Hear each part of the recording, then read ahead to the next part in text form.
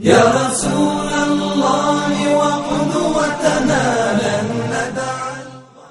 از عثمان ابن عفان خداوند از او راضی باد که پیامبر خدا صلی الله علیه و سلم فرمودند: بهترین شما شخصی است که تعلیم قرآن بگیرد و دیگران را تعلیم بدهد.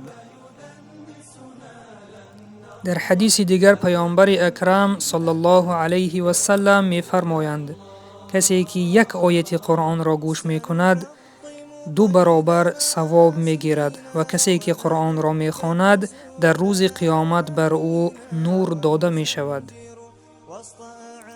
عالم می گوید جبرائیل علیه السلام نازل کننده قرآن شد، یعنی رساننده قرآن به پیامبر صلی الله علیه و سلم شد و برای همین بهترین از ملائک گشت.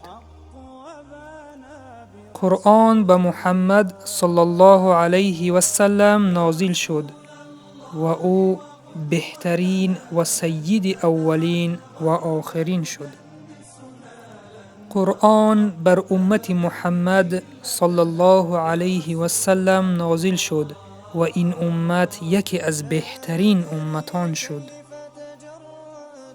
قرآن در ماه رمضان نازل شد و چون رمضان یکی از بهترین از ماه‌ها گشت. قرآن در شب قدر نازل شد و شب قدر یکی از بهترین شب‌ها گشت.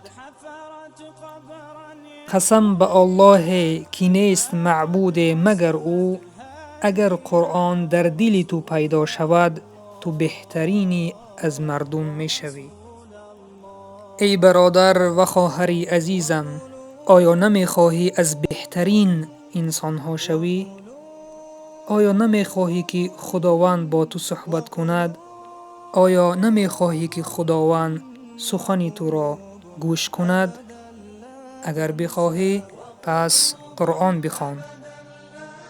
ای برادر و خواهری عزیزم، آیا نمی خواهی که قرآن نور قبری تو باشد؟ آیا نمی خواهی که قرآن شفاعتگر و دوستی تو در قیامت باشد، چون در آن روز همه دوستان و خویش و تباران از تو روی می گردانند مگر قرآن می آید و بر تو شفاعت می کند. آیا درجه بالاترین جنت را نمی خواهی؟ ای برادری عزیزم، اگر بخواهی پس قرآن بخوان.